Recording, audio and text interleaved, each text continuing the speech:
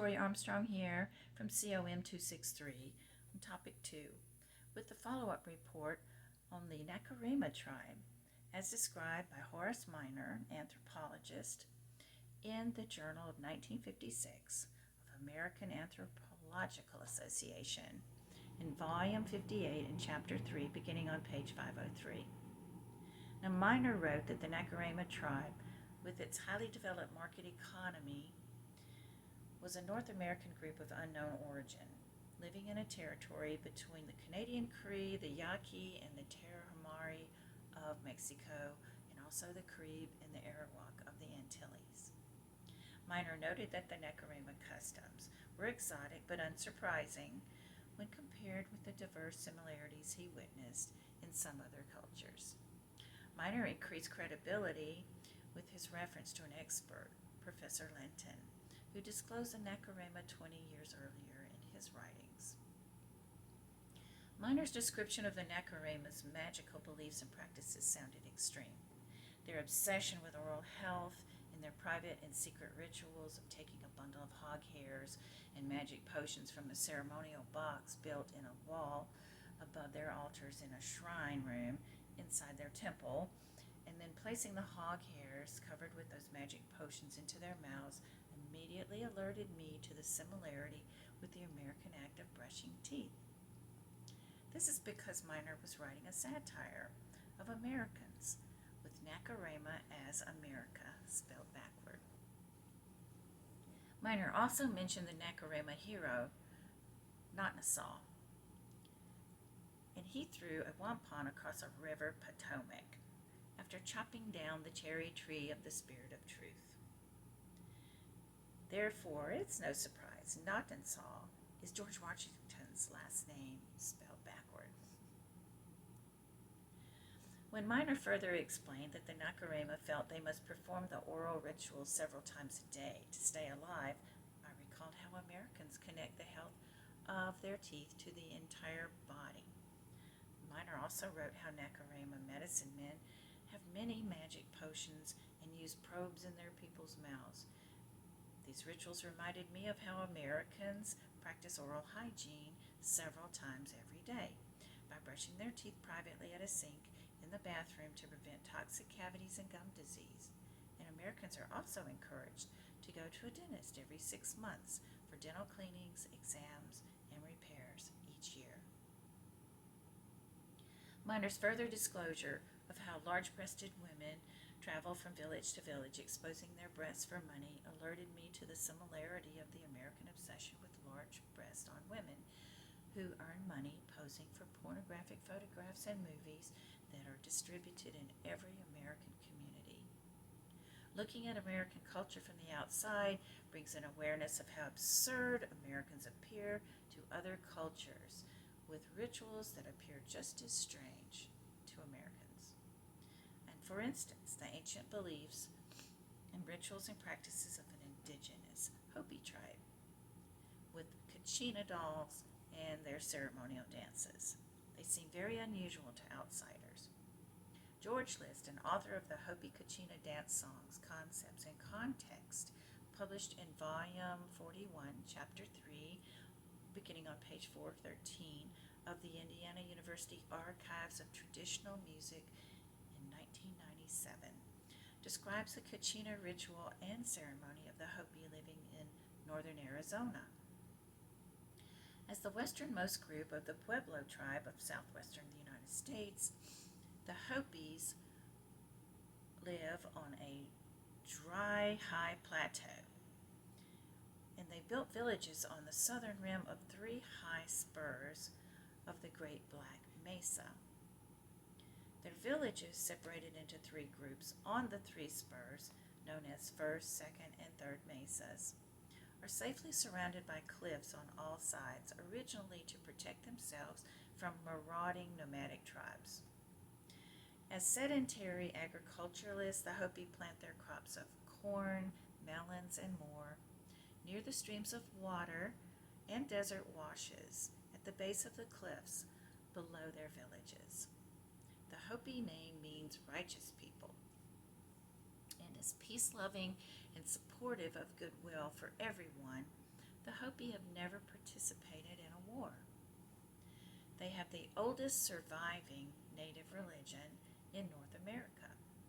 Each of the 250 Hopi deities are called Kachinas and named for a plant, an animal, or an object in nature. And they're appropriately represented in a carved, painted, and dressed Kachina doll. The Kachina dolls are used with the Hopi oral teachings of their ancient religion to benefit the Hopi children and the entire tribe to preserve their Hopi culture. As agriculturalists, the Hopi are dependent on nature, and they believe the Kachinas can help them succeed and survive when given the right rituals and ceremonies. The Masa Kachina is the original Hopi god, and he instructs and prophesies to their spiritual leaders even today. Their Tewa Kachina is their Hopi sun god. He's the greatest power over nature and over their crops. Masa and Toa are two of the 15 chief Kachinas among the 250. The Hopi believe that man, animals, plants, elements, and supernatural powers interact in an orderly, rhythmic fashion. And they do this to benefit all. They believe with man's limited influence in nature, they can benefit through their exercise of will by creatively reliving each rite and ceremonial act with emotional force and prayer. Many of their rites are celebrated in secret, in chambers beneath the ground. They're known as kivas. However, the Kachina dances and the snake dances are performed in public by only men wearing masks, and their costumes resemble their dancing Kachina. Each dancer sings through his mask and makes gestures with his left hand. And for accompaniment, he holds a gourd that can be struck, rattled, or shaken in his right hand. He also ties sheep bells to his legs. Louis Hebe describes the central conception of the Hopi philosophy in his article, The Hopi Clown Culture, published in Volume 32, Chapter 4, beginning on page 108 of the American Indian Culture and Research Journal, 2008. He explains the Hopi life cycle as a paradise-like beginning that proceeds to a stage of utmost corruption and decadence, and it surely leads to supernatural punishment and a renewal of life. Hopi eschatology says it has happened several times before and will probably happen again soon.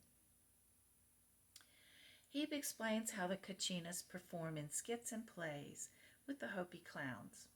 As the Kachinas portray the spiritual essence of their ancestors and all beings and things in the Hopi world, they carry human prayers to the gods and return as rain for the crops. And then they sustain the Hopi life, while the Hopi clowns portray the bad side of life, as it should not be, with their demonstrations of non-conforming misbehavior in a humorous manner, ranging from slapstick antics to triple X-rated performances. Inasmuch the judgment of the audience's laughter sustains the cultural ethical consensus against their unacceptable behavior. Page 2 of Aurora University's 2003 study guide and exhibit companion to the world of Kachinas explains each Kachina is unique in its representation and its form of guidance to the Hopi tribe. Their unique personalities are portrayed in their song styles and also their costumes and their body movements. Most Kachinas are friendly and benevolent, but the Hopi clowns and some others are the punishers, and they punish the wayward Hopi people. The major Kachina types are listed as the chief Kachinas who participate in 9-day ceremonies, and then there are runners who race with the men at the spring dances. The clowns perform comedy during Kachinas dances, and then there are also guards who protect the Kachinas and punish misbehaving clowns. Ogres who monstrously punish the wayward, and there are general Kachinas, and they are the animals, plants, and natural living and non-living forms. Patricia Vining wrote in her Volume 4 article of Kachina Dolls of the School Arts Journal in 1995 about the tradition and innovation of Hopi tribal storytelling and their dancing and passing Hopi culture knowledge. And they pass this knowledge from elders to the youth. She also explains how the Hopi men dress in the Kachina costumes and perform these ceremonial dances as intermediaries between the humans and the spirit world during the Kachina season, which begins each December and ends in July. During that time, the men carve the replicas of the Kachinas that they represent out of the roots of cottonwood trees to give to the Hopi infants and the young girls in the tribe. And they don't do this as toys. They are valuable replicas that help the Hopi tribe learn and remember the different Kachinas' identities and their attributes. M.D. Glauca further explains the cultural benefit in her article, Ritual Knowledge in Hopi Tradition. That's in Volume 22 in Chapter 3, beginning on page 386 of the American Indian Quarterly, published in 1998. The mechanism of knowledge transmission in their Hopi tradition is social rather than individualistic. Starting at a very early age, their social tradition begins by exposing the Hopi children to the stimuli that are connected with a wide range of ritual knowledge. And within this extended family, the Hopis take the possession of the ritual knowledge seriously. It is linked with their duties to perform traditional, social, and religious festivities in recurrent and constant sanctified times during every year. Hopi ethical values and behaviors are repetitively established through a lifetime of training involved in the preparation for ritual activity in initiations. Then the Hopi leaders are usually chosen to fulfill their roles within their lineage and the clan because of their standing and their qualities and their skills. Although the Hopi dolls and dances seem odd to other cultures, they're very logical. They actually work well for the Hopis as the oldest known surviving Native American religion. There are lessons we can learn from them.